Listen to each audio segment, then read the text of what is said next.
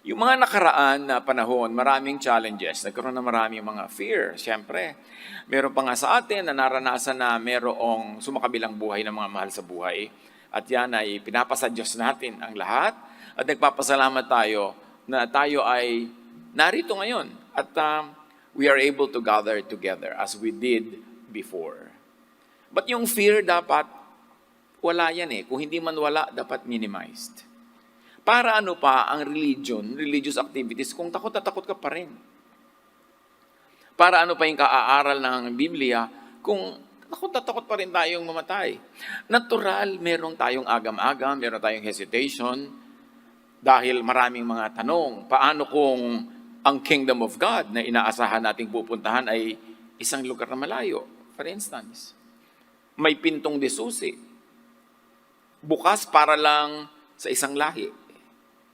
Magbubukas para lang sa mararating at maaakay ng mga specific missionaries of specific congregations. Parang nahirap mapasok. Death ba talaga before we experience the kingdom of God? Kailan pa tayong dumaan doon sa napakadilim, nakakatakot, hindi natin alam na kamatayan, bago natin masilayan ang liwanag ng kingdom of God? O hindi naman talaga ganun ang sabi ni Jesus. Sa kabila ng mga tanong, sa kabila ng mga fears, sa kabila ng mga doubts, kumisan, enter Jesus, who said, "The kingdom of God is in you." At yan ang ating sisikapin ngayong lubos pang maunawa. What it means that the kingdom of God is in us. In fact, what does the kingdom of God really mean? Magkakaroon tayo ng dalawang major definition of terms na laging bukang bibig ng marami pero parang hindi tumatalab sa buhay dahil hindi yata sobrang nauunawa. Yan yung kingdom of God at yung born again. Ano ba talaga yung born again na yan? Sino ba talaga ang born again? Ano ba talaga ang mga patunay na na-born again? Father, we thank you that you gather us in your name. We commit this time to you and ask you to be our speaker, our preacher, our teacher, our light, our life, our kingdom of God. Lead us, teach us. We seek you earnestly. We open our hearts and our minds to your truth, to your ever-increasing truth. In the name of Jesus, your Son, our Lord and Savior. Luke 17:20-21. Once on being asked by the Pharisees when the kingdom of God would come, Jesus replied, "The coming of the kingdom of God is not something that can be observed. Nor will people say, 'Here it is,' or 'There it is,' because the kingdom of God is in you."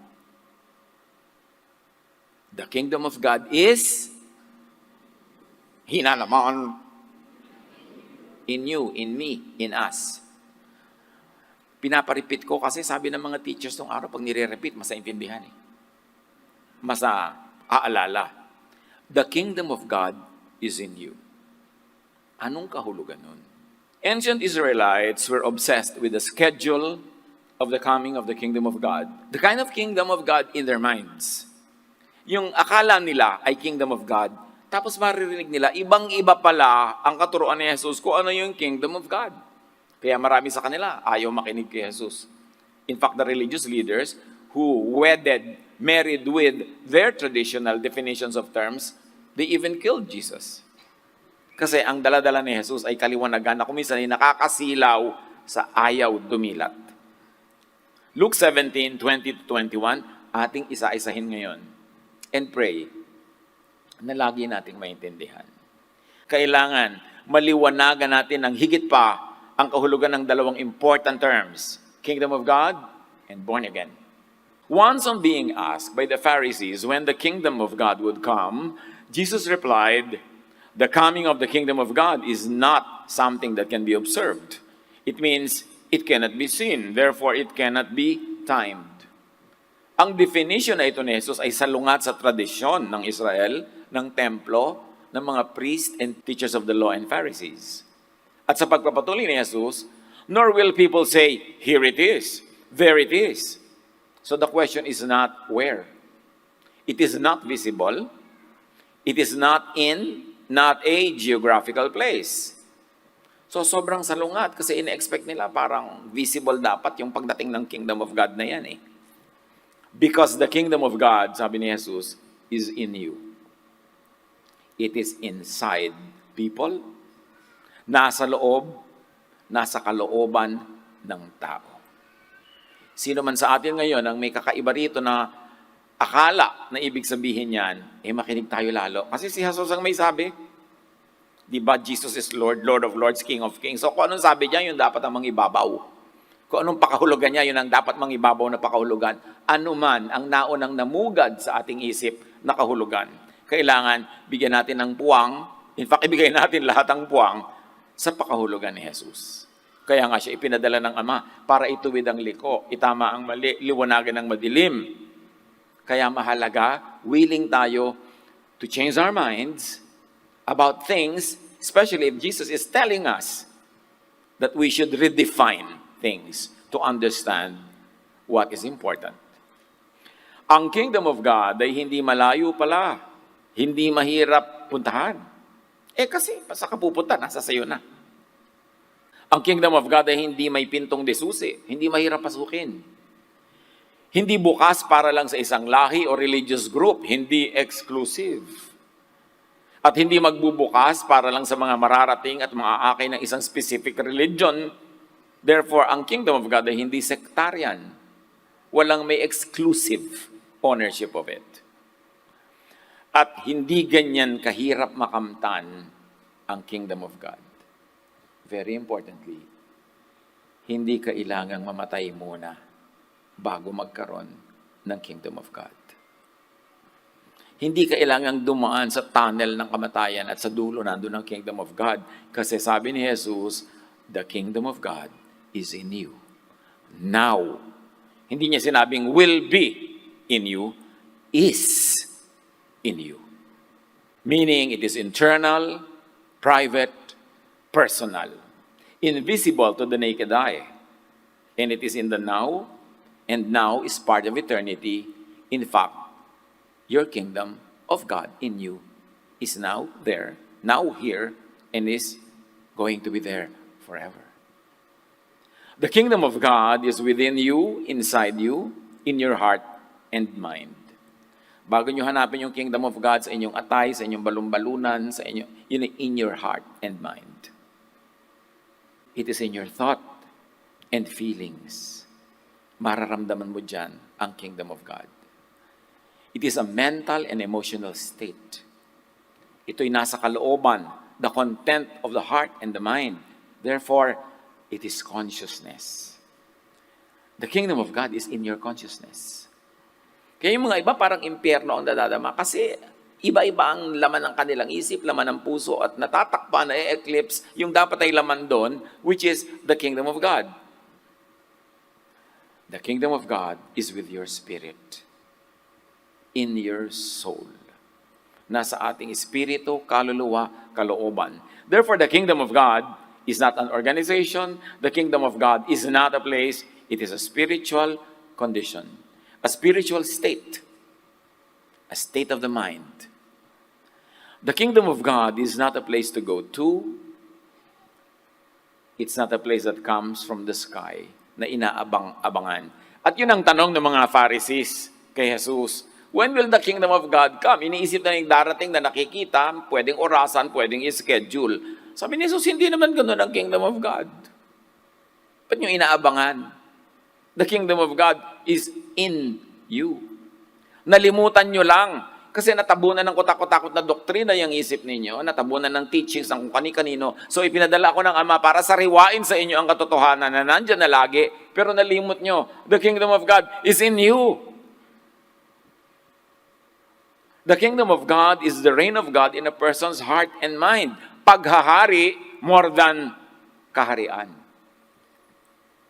Naghahari sa iyo ang Diyos, ang kanyang pag-ibig, ang kanyang kapayapaan, kapahingahan, katahimikan, katibayan ng loob.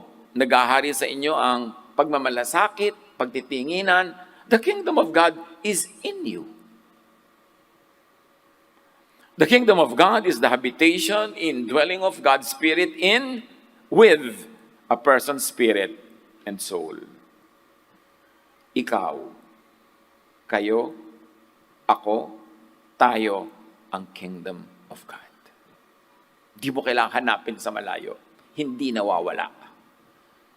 Hindi mo kailangang matakot na nawawala. Kasi nasa iyo, bit-bit mo, dala mo kahit saan. Madalas lang, hindi natin napapansin. Hindi natin na-appreciate. Hindi natin napapalago. We are the temple of God. We are the kingdom of God. Magpapaulit-ulit ako nito kasi baka mamaya pag sinabi ko, nagte-text pa pala kayo sa loob ng bag. So, kailangan inuulit ko pa misa-misan para siguradong maulit at malaman. No? Dibdibin, isa puso, i-internalize, the kingdom of God is in you. It means God, through Jesus, the person, the Word who became flesh. In other words, God through Jesus-ness, the essence of that person, the essence of the Word that became flesh, God is with you. One with you. Reigning inside you. Hindi mo siya kailangan hanapin sa mga bundok-bundok, templo-templo, relihiyon. God is in you. Matthew 1:23, nang isilang si Jesus, they will call Him Emmanuel, which means God with us. God in us. Opposite of what people always say, that God is away from us, that God is against us. And that is the main business of Religion Incorporated. Na itanim sa utak mo na wala sa iyo ang Diyos, malayo ang Diyos, kailangan mo si religion para ilapit ka niya sa Diyos. Ang layo-layo niyong dalawa, tatayo siya sa gitna para kayo pagdugtungin. So, kailangan mo ngayon siya. Idinidikdik sa utak natin na galit sa atin ng Diyos. God is against us. Para lagi silang kailangan na manalangin para sa atin, mag-intercede para sa atin, at magpagawa tayo ng sari-saring bagay, ritual, para tayo mapalapit sa Diyos. Sabi ni Jesus, God is with you, in you. Kano kahirap maintindihan yan? Kaya yung mga tao naging over-dependent on that idea. Hindi makapagdasal kung hindi ipagdasal lang iba. Pastor, ipagdasal niyo po ako. Hindi mo ba kaya magdasal? Kasi po, iba pag may nagdadasal na iba. Sinong may sabi? Anong alamat yan? Kung gaano ako kalapit sa Diyos, ikaw ganun din. If God is just a prayer away from me, ikaw ganun din. Sinanay ka kasi ng mga tao na kailangan magpadasal ka sa kanila. Hindi ka na tuloy makadasal-dasal mag-isa dyan. God is with us. God plus you, you're always the majority. Hindi mo laging kailangan yon. Although nakakatulong magdasalan para sa isa't isa, manalangin para sa isa't isa. Pero dapat alamin mo na luho lang yun. At the very basic of it, you and God, you make a temple. Kaya sabi ni Jesus, huwag nyo naisipin na kailangan nyo pa ma-authorize kayo ni gano'n, ni ganyan. Kailangan meron kayong authorization para mag-meet, para gumawa ng fellowship. Sabi niya, when 2 or 3 are gathered in my name, I am there. Church yun. Kahit hindi yun i-recognize ng kung sino-sinong Herodes, church yun. We make a temple together. Sinasabi yan ni Jesus. The kingdom of God is in you, therefore God, the Spirit of God, is in you. Paulit-ulit, di ba? Genesis 2:7. Then the Lord God formed a man from the dust of the ground and breathed into his nostrils, into the dust, the breath of life. God breathed His Spirit into him, into man. And when we say man, we mean humanity, tao, hindi lang male. God formed a man, breathed His nostrils, breathed His Spirit into his nostrils, and the man became a living, spiritual being. Life is when the Spirit of God is together with the flesh. Ang tinatawag nating death is when that spirit leaves the flesh and the body dies. The spirit does not die, only the body. Kaya nililinaw natin, pag may mahal tayo sa buhay na sumakabilang buhay, huwag ka sobrang malungkot. Huwag mo sabihin namatay na ang tatay ko. Hindi siya namamatay kasi ang Espiritu ng Diyos nasa kanya. Hindi namamatay ang Diyos, hindi namamatay ang Espiritu ng Diyos. Therefore, ang namatay lang, yung katawan ng tatay mo. Ililibing na po namin si nanay, hindi nyo ililibing ang nanay nyo. Ililibing nyo ang mga labi ng nanay mo. yung damit niyang ginamit na habang nasa mundong ito, yung katawan niya, pero hindi niyo siya ililibing. Paano niyo ililibing ang Espiritu ng Diyos na nananahan sa Kanya? Kaya tanggalin niyo yung sobrang lungkot pag may inililibing, pag may kinikremate, pag may nangyayaring ganyan. Kasi sobrang nating ina-associate na siya yun. Hindi na siya doon. Nung nalagot ang hininga, binawi na ng Diyos ang Espiritu, yun ang patay yung katawan. Siyempre, dahil naging symbol niya, ganoon na naging itsura niya, meron tayong emotional attachment, pero huwag niyo kakalimutan na hindi siya yon. Siya yung katawan. Noong nawalang nakatira doon na Espiritu. Life is the Spirit of God in with the dust. Not the dust. Not the flesh. So yun ang nagaganap pagka nagkakaroon ng buhay, isang bagong individual, isang bagong tao, the Spirit of God joins the flesh. Minsan zygote pa lang yun. Pagkatapos, lalaki na yun, magiging buong katawan. Pero pag nagkaroon na yun ng buhay, nandun na yung Espiritu. At pagka sumakabilang buhay, yung Espiritu lang ang umaalis doon. Ecclesiastes 12:7 is very clear. And Solomon, who said this, is the wisest man ever. Kaya dapat pakinggan. At death, the dust returns to the ground it came from, and the spirit returns to God who gave it. At death, the dust returns to the ground it came from, and the spirit returns to God. Huwag niyong kakalimutan yun. The physical body, the man dies when the spirit or God's essence separates from it. But the spirit from God returns to God. Anong dapat mong ipagluksa doon? Maliban na lang, natakot ka lang natakot kung saan-saan niya napunta. Sinabi na nga, the spirit returns to God who gave it. Bakit siya maaagaw ng iba? Galing siya sa Diyos. Natural. Sa Diyos siya babalik. Ano man ang sabihin ng kung ano-anong napag-aralan natin noong araw, pakinggan ninyo si Solomon. Sabi niya, the spirit returns to God. The kingdom of God in the dust joins the kingdom of God outside and begins to live in spirit while the body returns to the ground. Earthly life is created in God's image to do God's work, to recreate what God creates, to love. Pagka may edad ka na ng konti, lalo pagka nandun ka na sa departure lounge patungo sa kabilang buhay, waiting for your flight call. Ang wish mo, laging ma-delay ang flight. Sana pa nga makancel. Diba?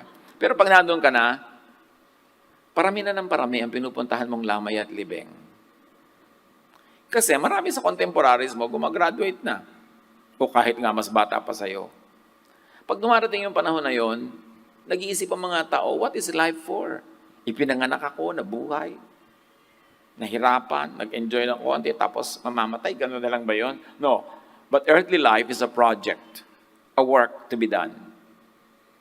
It is a mission to be accomplished. And what is that? To love and be loved. To be an extension of God's love. To recreate what God creates. And God creates love. So we have to recreate love, reinvent and reformalize love in many ways, unique to our talent, unique to our situation, so that our life would have meant what it was supposed to mean. And when you say goodbye to your physical body, you will not be filled with regret. Mahalaga yun. Kaya yun ang itinuro ni Jesus to love. When you love, you practice the highest religion.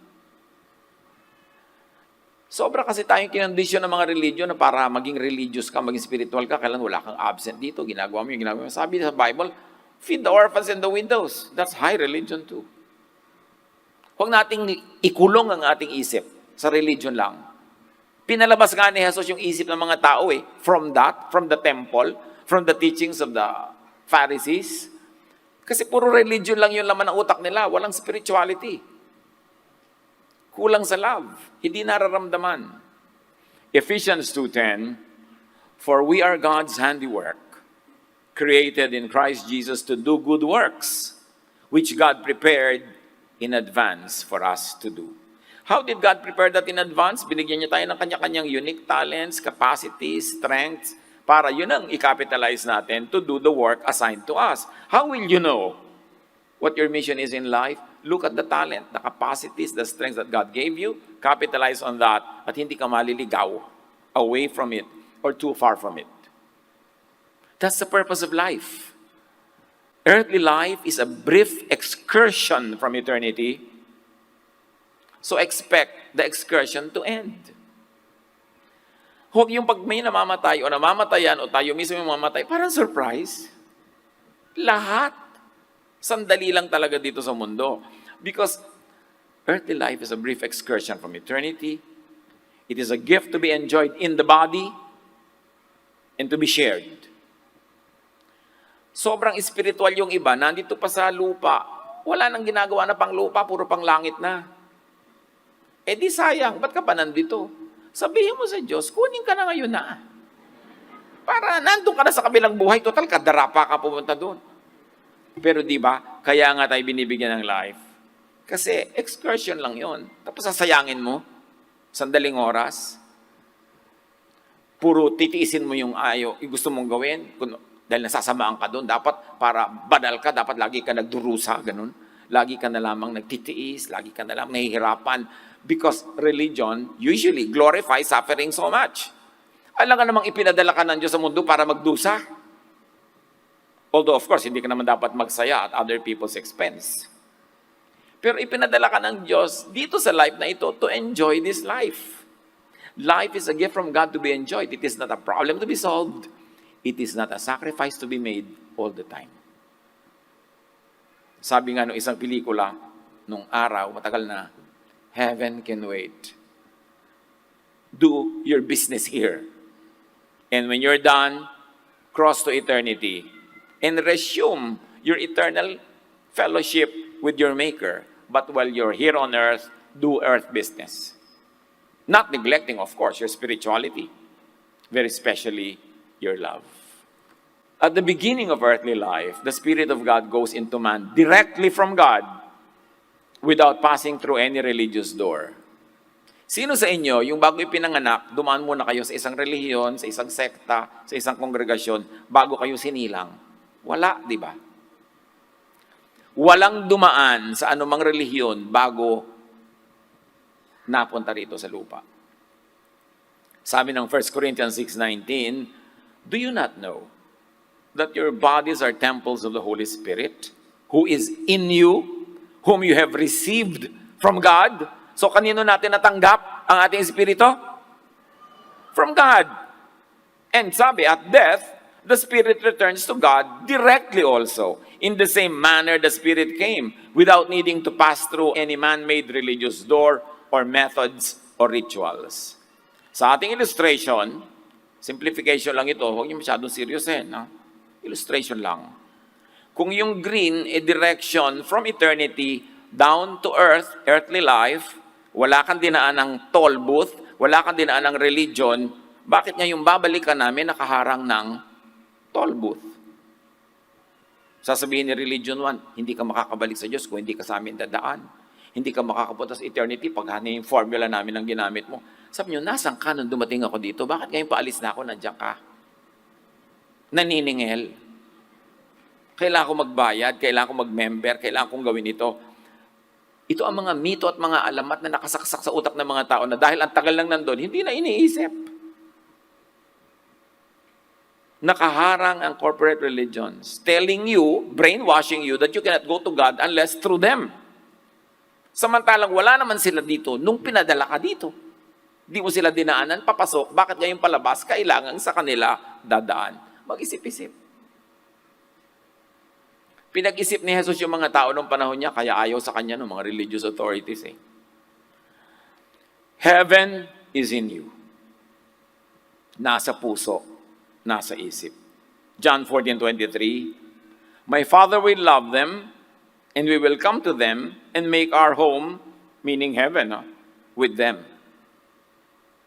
Pag minamahal mo si Jesus, malinaw sa iyo yon, nagiging malinaw din sa iyo na tumatahan sa iyo ang Ama at ang Anak. Heaven the kingdom of God is in you. Kaya yung panalangin na itinuro ni Jesus, sabi, your kingdom come. Hindi naman niya tinuruan yung mga taong mag-pray kayo na that you will go to the kingdom. No, ang ipag-pray mo, that your kingdom will come. Dumating na, now na. Kaya sabi, your will be done, where? On earth. On my earthly body, in my life. Let your will be done in my life, on earth, in my body. Then, I will be your kingdom. Kaya yung prayer, mapasa amin ang kaharian mo. Hindi naman pumunta ako sa kaharian mo. Pagharian mo po kami. You don't go to a place called Kingdom of God. The Kingdom of God is in you. You don't need to go to the temple, to any temple, because you are the temple of God. No matter what brainwashing people teach na ito ang aming temple, ito lang, nandito lang ang Diyos. Walang ganun. Yan ay isang mito na iniimbento ng mga gusto mag-franchise ng spirituality. But you will not know and enjoy this kingdom that Jesus was talking about as long as you're obsessed with man-made temples in Jerusalem or elsewhere. Habang nakatuon ang isip mo sa mga templong bato, sa mga templong gawa ng tao, hindi mo maiintindihan yung temple of the Holy Spirit, who is you. Kasi nakatingin ka sa mali. Dapat pagtuunan ng pansin that you are the temple. Acts 17:24, the God who made the world and everything in it is the Lord of heaven and earth and does not live in temples built by human hands. Hindi nagtitira ang Diyos sa mga templong gawa ng kamay ng tao. God lives in temples built by God Himself, meaning people created by God in His image. Yun ang templo ng Diyos.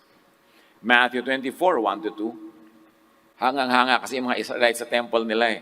At marami pa nga non-Israelites nakikihanga na rin.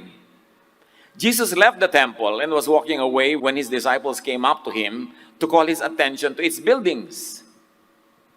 Do you see all these things? Jesus asked. Truly I tell you, sa totoo lang, sabi niya, not one stone here will be left on another, everyone will be thrown down. Jesus obviously was not a big fan of the temple in Jerusalem. At sinabi niya, not one stone will be left on top of another. Guguho yan at the end of the age. Yung age na yun, akala nila, at the end of the world, at the end of the planet. No, at the end of the age of the temple. At the end of the period where the temple reigns. Because when you understand my teaching that you are the temple of God, the temple of stone will end. That will be the end of time for the temple of stone. Because you will give way for the temple of the Spirit in you. Kasi pinapanakot na naman na yung end of the world na yan. Wala namang ganun sinabi si Jesus eh. Ang sinabi niya mag-e-end yung temple, ang linaw-linaw. At yun talaga ang nangyari because in AD 70, the Romans destroyed the temple and up to now, it was never rebuilt. Kaya lang, nakakapagtaka yung mga ibang Kristiyano, gusto-gusto nilang buuin muli yung templo na yun. Eh, sinabi na nga ni Jesus, hindi na yan mag-e-exist, magkakaroon na ng end. Ano, gusto mong labanan si Jesus? Gusto mong ibahin na naman? Para yung temple na naman ng bida. Sinabi na nga, ikaw na yung temple eh. You will never understand this kingdom of God as long as you're obsessed with holy mountains, holy lands, and holy sites. At hindi ba malaking business yan, pilgrimages? Saan ka magpupunta doon sa malayong bundok para magdasal? Eh, temple of God ka na nga, ba't lalayo ka pa? Sabihin mo na lang na gusto mo mag-excursion, mag-turista, good. Pero hindi mo kailangan magdasal doon. Sinabi na nga ni Jesus, ba't matigas ang ulo? Hindi ka naman pinipigil magpunta, pero huwag kang umasang yung pagpunta mo dahil nandun yung Diyos. Dahil God is in you. John 4:20-23, yung babaeng Samaritana na gusto pa makipagtalo kay Jesus kung saan dapat mag-church, sa bundok nila o sa Jerusalem, sa temple nila sa Samaria o sa temple sa Jerusalem, sabi niya, our ancestors worshipped on this mountain in Samaria, but you Jews claim that the place where we must worship is in your place, in Jerusalem. Woman, sabi ni Jesus, believe me, A time is coming when you will worship the Father neither on this mountain nor in Jerusalem. Hindi sa bundok na ito o sa bundok sa Jerusalem. Not even in Jerusalem. May ganun. Time is coming when you will worship the Father. A time is coming and has now come. Sabi niya, nag-uusap sila 2,000 years ago na. Di ang tagal na. A time is coming and has now come when the true worshipers will worship the Father in the Spirit, meaning timeless, space-free, not place-specific, and in truth. For they are the kind of worshipers the Father seeks. Ang tunay na hinahanap ng Ama na sasamba ay yung hindi obsessed with specific places and schedules and times. Because the Spirit is eternal and spaceless. But you will never enjoy this kingdom as long as you are obsessed with that faraway, outside of you kingdom. Unless your mind is renewed. In other words, unless your mind is born again, unless you changed your mind. Which brings us to another word, born again. The very context when Jesus mentioned it, napakalinaw ng ibig sabihin niya sa born again, hindi ka ipanganak physically uli, which he clarified with Nicodemus, yung kausap niya. Ang ibig sabihin niya, maborn again ang utak mo. Magbago ka ng pananaw. Magbago ka ng isip. And specifically, you cannot see the kingdom of God, sabi ni Jesus, unless you are born again, and may I add, in parenthesis, in the mind. You can never understand the kingdom of God unless your utak is born again, unless the way you change, unless you change the way you think. John 3:3, Jesus replied, no one can see, meaning no one can understand, the kingdom of God unless they are born again or born from above. Did you know that the word born again also means born from above?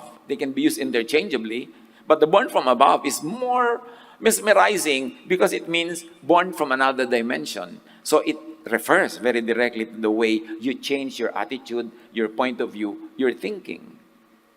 So, unless magbagong loob, unless you are born again, napakagandang translation to Tagalog, ang born again ay sabihin magbagong loob, hindi ipanganak na muli. Kasi pag sinabi mo ipanganak na muli, wala ka pa rin nasabing malinaw kasi anong ibig sabihin ng ipanganak na muli? Pag kinuha mo sa context ang ibig sabihin ni Jesus sa born again, kailangan ka magbagong loob, maghunos dili, magpalit ng pag-iisip, magpalit ng kaisipan. Pag nangyari yan, you will see the kingdom of God. No one can see and experience this heaven unless they change their minds, unless they are born again from, kasi to be born again is to come from a point A to go to point B. Di ba? From the heart of stone to the heart of flesh. At madalas, pag binabanggit niyang stone, ang reference niyan yung law that is carved in stone. Ezekiel 36:26, I will give you a new heart and put a new spirit in you.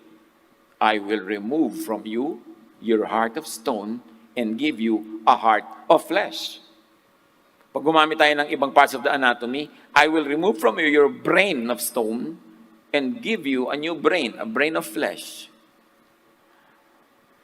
No one can see this heaven unless they are born again from the legal law carved in stone to the spiritual law written in the heart. From law to grace. Kailangan lumipat ka sa ganung uri ng pag-iisip para maunawa mo how it is really to be born again. Nung ang mga mananampalataya ni Jesus sa Acts chapter 2 ay lumabas mula doon sa upper room at nagsalita sila sa iba't ibang wika na naunawaan naman ng mga Hudyo na nakatira sa iba't ibang bansa na nandun for the fiesta, may sinabi si Pedrong dapat nating pansinin. Kasi may ginagawa yung mga disciples ni Jesus na labas sa tradisyon, labas sa kahon, kakaiba. Pwedeng mapagkamalan na agad ng iba na demonic, wrong. Pero sabi niya sa Acts 2:16-17, hindi sila lasing. Walang masamang nangyayari. Sabi ni Pedro, this is what was spoken by the prophet Joel. So ang tagal na palang sinabi ni Joel yung mangyayari nung nangyari sa Acts 2. At ito sabi ni Joel, in the last days, God says, I will pour out my spirit on all people. Your sons and daughters will prophesy. You know what this means? They will go outside of the written law. They will go outside of the written literature of the Jews because now they will prophesy. Alam naman nag-prophesy sila to repeat only what is already known. May mga sasabihin silang bago, kakaiba. So ito ang nangyari, inilabas sa kahon ng tradisyon ang mga mananampalataya ni Jesus. Hindi maintindihan ng iba, sabi, ay mga lasing, ang aga-aga lasing na. Sabi ni Pedro, hindi sila lasing. Di kami lasing. Hindi nyo ba alam na sinabi na ni Joel na magaganap ito? Young men will see visions. Your old men will dream dreams. Do you know what that means? Hindi na sila aasa sa mga pare ng Israel. Dahil magpapahayag ng Espiritu directly to them at isi-share nila sa iba. Inilabas sa kahon. Basa tayo ng basa ng Acts 2 pero hindi natin masyadong laging napapansin na may nangyaring tectonic change dito. Na hindi na lang doon sa nakauka sa bato ang kanilang iisipin, paniniwalaan at gagawin kasi binigyan sila ng mga bagong kapahayagan, bagong kaliwanagan na wala pa sa dating ibinigay nung una. Sabi niya, sinabi na to ni Joel 2000. At kailan yung sinabi ni Peter? More than 2,000 years ago.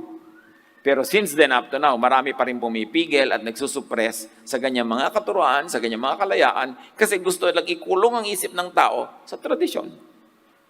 No one can see this heaven unless they are born again from circumcision of the flesh to circumcision of the heart, which by itself merits a full discussion.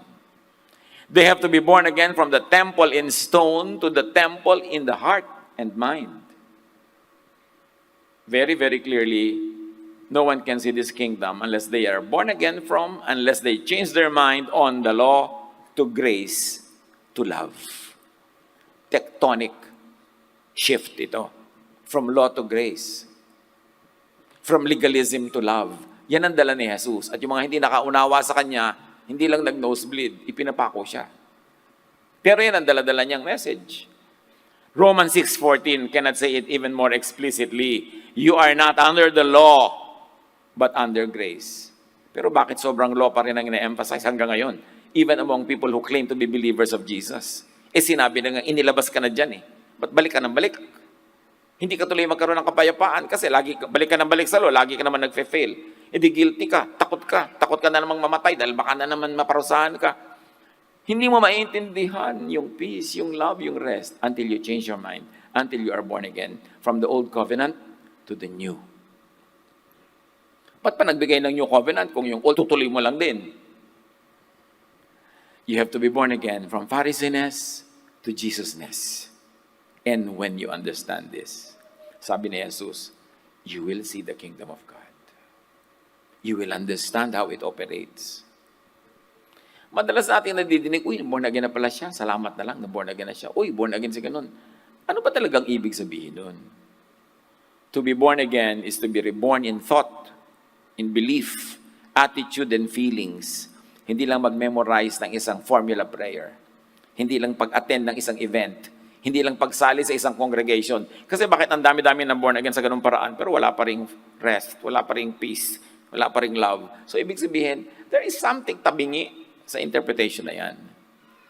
We have to change our mind about the law and sin, separation from God, and punishment. Dahil lahat yan ikinorekt ni Jesus.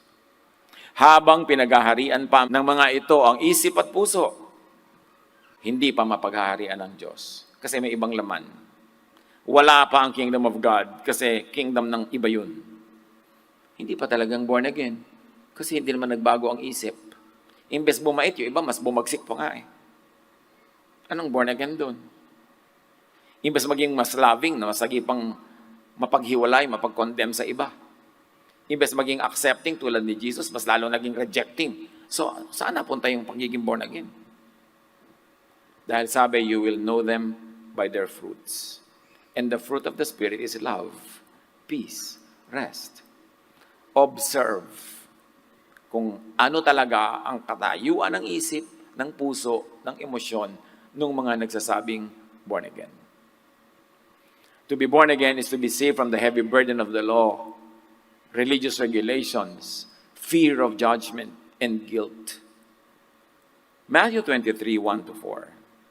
Then Jesus said to the crowds and to his disciples, the teachers of the law and the Pharisees sit at Moses' seat. but do not do what they do. They tie up heavy, cumbersome loads and put them on other people's shoulders. Sabi niya, huwag yung tularan ng mga teachers of the law and Pharisees. Ginagamit nila si Moses, authority ni Moses, authority ng law, para pahirapan ng mga tao. Para pabigatan. Para bigyan ng kutakot-takot na regulasyon na hindi naman masusunod ng mga tao. Magigilty lang sila. Para mausig sila, maparusahan. Huwag niyo silang tutularan, huwag niyo gagawin ang ginagawa nila. And yet, what do many religious people today do? To be born again is to be reigned over by the love, rest, and peace of God. Matthew 11:28-30. Pag binanggit dito ni Jesus yung pagod, hindi yun pagod sa mga kamunduhan, hindi yun pagod sa mga bisyo, pagod yun sa relihiyon. Dapat maintindihan natin yung konteksto ng Matthew 11:28-30. Come to me, sabi ni Jesus, all you who are weary and burdened, from religion yun, and I'll give you rest. Take my yoke upon you and learn from me, not from the teachers of the law and Pharisees. I am gentle and humble in heart, and you will find rest for your souls. Sabi ni Jesus, pag sa akin kayo nakinig at sumunod, mapapahinga kayo. Paano po yan? Pagod na pagod ako. Hindi ka sa akin sumusunod. Kailangan pa bang i-memorize yan? Sinabi, mapapahinga ka eh. Pagpapahingan mo ng kapwa, hindi wala kang ginawa, kundi pagurin din ng kapwa. Usigin ng kapwa. Ipulis ang kapwa. Hindi trabaho ni Jesus. Trabaho yun ng mga teachers of the law and Pharisees. Sabi ni Jesus, for my yoke is easy and my burden is light. This is the promise of the kingdom of God. This is the reign of God. This is heaven. This is the kingdom of God. Although heaven is not limited to that. It's part of it's a slice of the big heaven. Pero dapat maintindihan natin, hindi mo kailangan mamatay para maranasan ng langit. John 13:35, by this everyone will know that you are my disciples if you love one another. Ito ang distinctive ng mga tunay na disipulo ni Jesus, loving. Hindi yung kung ano-anong distinctive. Na ang distinctive natin, ganito tayo magpagupit, ganito damit natin, ganito uniform natin, ganito ritual natin. Ang distinctive ni Jesus isa lang, love. Loving ba? To be born again is to be the kingdom of God. So to review, life is in you. John 11:25, I am the resurrection and the life, sabi ni Jesus. The one who believes in me will live even though they die. So, say it another way, the spirit will stay alive though the body dies. Eternal life is in you, not will be in you, it is in you. Now na. John 11:26, and whoever lives by believing in me will never die. They only graduate. Huwag mo na sasabihin na namatay ang nanay ko, namatay ang tatay ko, namatay ang asawa ko. No, they graduate. Kasi promotion yun eh. Tapos na yung excursion nila sa earth. Kaya tinawag na sila. Paano po ako gusto ko lang sumama sa hukay? Hindi ka pa gumagraduate, repeater ka pa. Dito ka muna. Marunong ka pa sa Diyos. Kung gusto ka lang niyang kunin, gaano kahirap kunin? Kaya kung na-outlive mo ang iyong loved one, may gagawin ka pa. May gusto pa ang Diyos sa'yo, so manahimik ka dito. Huwag kang maghabol. Diba? Gusto sumama sa hukay, nung bitawan, ayaw naman tumalon. Life is a gift from God to be enjoyed. Don't you ever minimize it by asking for death prematurely. Pag time mo na, tatawagin ka. Because the kingdom of God is in you, you have eternal life. Ilang beses ko na kayo sinabi ngayon. Actually, uulitin ko pa, 100 pa bago mag-uwian. John 5:24, very truly I tell you, whoever hears my word, and that word is about God's love and the kingdom in you. Hindi ko ano-anong utos yun. Whoever hears my word about love and believes Him who sent me, that God loves you and He sent me to tell you that, you have eternal life and you will not be judged, but has crossed over from death to life. You have crossed over from the law, from the condemnation, to life, to justification, to love, to acceptance by God. 2 Corinthians 5:8. We are confident, I say, and would prefer to be away from the body and at home with the Lord. That's what happens when you say people die. You go away from the body, but you go home to the Lord. Pag kami patay, pag kami namamatay dyan, ang point of view mo dapat from the point of view of God, from heaven, na may umuuwi, hindi nawawala. Kasi hindi naman earth yung God eh. Ang God ay spirit, so yung spirit uuwi sa kanya, yung earth uuwi sa earth. At physical death, your spirit will only reunite with and go back to God. So find, know, develop the kingdom of God in you that is you. Kasi sobrang underdeveloped yon. Ang sobra na natin na-develop, mga religious ritual, mga memory verses, mga do's and don'ts, this and that, mga verses na pambato sa kapwa pag nagkakasala sila. Pero hindi natin na-develop yung kingdom in us that is reigned over by love, by peace, by rest. Know it. Think of it. Meditate on it. Kung hindi pa nyo na-develop, keep meditating about it, thinking about it. Because as you think of anything, it becomes your truth. Sabi ng cognitive science, mindful meditation bulks up your brain. You have the power to build a better brain. All it takes is peace and dedication. Na tinatawag nating quiet time. Na tinatawag nating meditation. Personal prayer. Your brain has the ability to learn and grow as you age. Hindi totoo na as you age, nawawala yung brain mo, lumiliit. No. Your brain can grow with you as you age. Yan ang sinasabi ng science. Hindi yung mito ng mga nagiging makakalimutin, mga natatakot o nawawala yung utak nila. Because it is a process called by science, brain plasticity. But for it to do so, you have to train it on a regular basis. Kailangan mag-practice ka mag-isip. Kailangan mag-practice ka nag-iisip. At ang pagpapracticean mo, doon ka pupunta. Kung nagpa-practice ka, halimbawa mag-ballet, magiging ballerina ka siguro. Pero hindi ka magiging iba kasi yun ang pinapractice mo. So gusto mong ma-practice yung kingdom of God in you, yun ang pag-isipan mo, yun ang i-meditate mo. Yun ang mag-focus tayo dun. If you really want a new idea to come into your mind, sabi ng science, you need to deliberately force yourself to stop thinking about the old one. Kaya sabi ni Paul sa kanyang spiritual growth, when I was a child, I thought like a child, I talked like a child, I reasoned like a child. Now that I'm a man, I give up childish ways. Sa spirituality natin, dapat ganun din. There was a time when we were spiritual babies, spiritual infants. Baby talk. Yung mga, kasalanan po ba ito? Kasalanan po ba yun? Ay, sinner siya. Baby talk. Hindi ka ba nakakarating sa level na loving ka, kind, good, kasi hindi mo pa naiintindihan na God is kind to you, so unkind ka rin sa iba. Because as you receive from God, as you are able to receive, as you are willing to receive, that is also what you give to others. Kaya mga hindi forgiving sa iba, hindi pa nila na-enjoy being forgiven. Kasi sa utak nila, hindi pa sila deserving to be forgiven. Kaya sa utak nila, hindi ka rin deserving to be forgiven. You're under the law, not under grace. Think of it. Day in, day out, weeks, months, years, paulit-ulit na pag-attend ng mga services, mga Bible study, mga retreat. Pero ano nadadagdag sa understanding natin? Lumalaki ba yung kingdom of God in us? Life, the new life to come into you. If you really want it, you need to stop thinking about the old death. Your mind has to be born again. Your attitude, your thinking. John 11:26, whoever lives by believing in me will never die. Will never have to be afraid of physical death.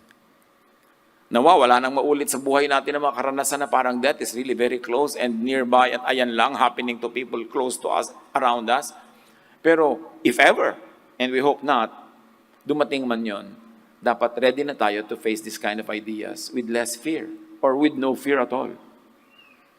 Pag nauunawa natin, we are the kingdom is in us. Kahit ano mangyari, nasa atin ang kingdom kasi tayo yung kingdom. Dear God, thank you for giving us this time to think about these things. To redefine the kingdom of God in the words born again. Help us to grow our understanding, to go deeper, wider, higher. more intense, para yung bunga ng Espiritu, makita at maranasan talaga naming lahat. Patuloy mo kaming bigyan ng kalinawagan, ng pangunawa, para lagi naming ma-appreciate that we are your kingdom. That the kingdom, according to your Son, Jesus, is in